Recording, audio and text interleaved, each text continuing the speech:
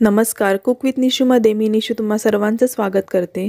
आज आपण उडीद डाळीपासून कुरकुरीत आणि झटपट होणारी नाश्त्याची रेसिपी बघणार आहोत।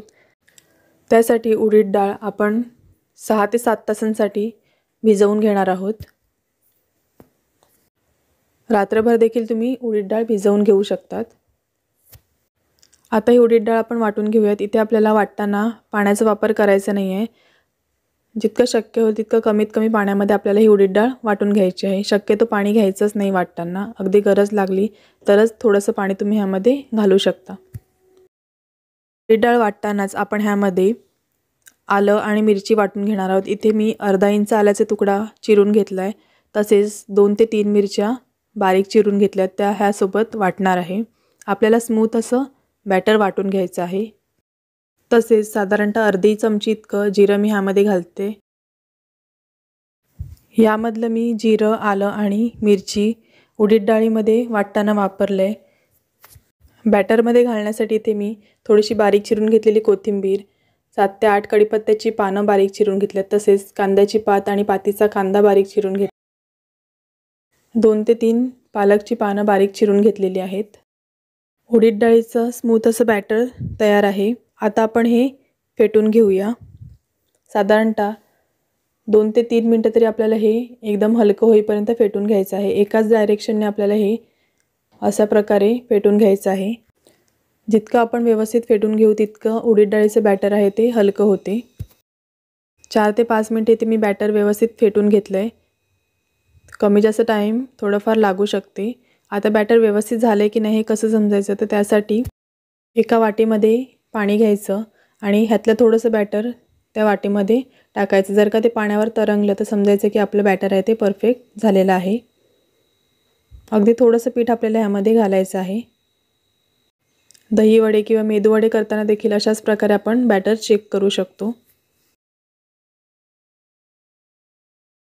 आता आपण ज्या भाज्या चिरून घेतल्या त्या देखील ह्यामध्ये घालणार आहोत आणि ह्यामध्ये मी आणखीन अर्धी चमची इतकं जिरं घालते।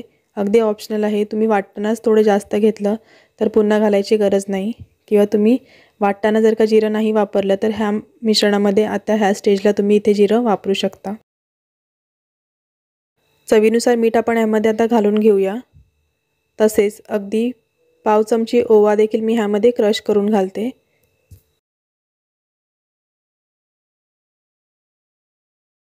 आता हे सर्व मिश्रण आपण एकजीव करूयात। मिरची देखील तुम्ही कमी जास्त प्रमाणामध्ये वापरू शकता।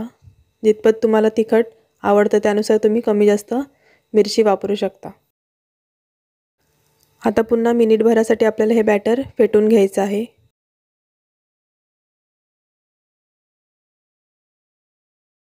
ह्या बॅटरचे तुम्ही मेदूवडेचा शेप देऊन मेदूवडे देखील काढू शकतात, परंतु इथे मी बॅटर थोडंसं सैल केलेलं आहे। जर का तुम्हाला मेदूवडे बनवायचे असतील तर थोडंसं घट्ट पीठ ठेवा। आपण आज मेदूवड्याचा शेप देणार नाही आहोत, आपल्याला हे अगदी झटपट बनवायचे, त्यामुळे इथे मी अगदी छोटे छोटे गोळे इथे घालून घेते। जसे आपण भजी टाकतो त्याप्रमाणे इथे छोटे छोटे गोळे टाकून घ्यायचे। तेल व्यवस्थित गरम करायचं आणि नंतर मध्यम आचेवर आपल्याला हे व्यवस्थित गोल्डन ब्राऊन होईपर्यंत तळून घ्यायचे आहेत।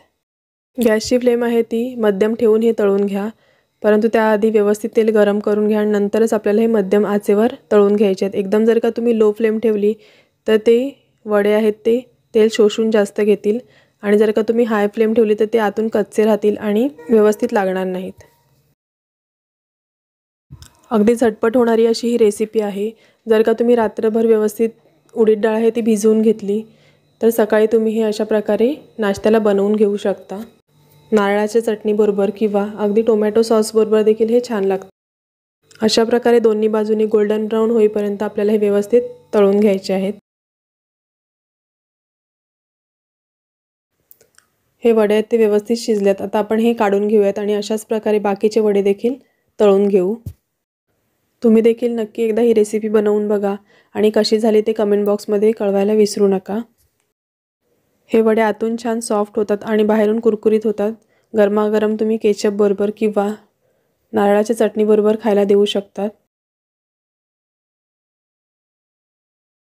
रेसिपी आवडली असेल तर व्हिडिओला लाईक करायला विसरू नका. तसेच अजूनही जर का तुम्ही कुक विथ निशा चॅनलला सबस्क्राईब केलं नसेल तर प्लीज सबस्क्राईब करा आणि बाजूला असलेलं बेल आयकॉन आहे ते देखील प्रेस करायला विसरू नका. Thanks for watching this video.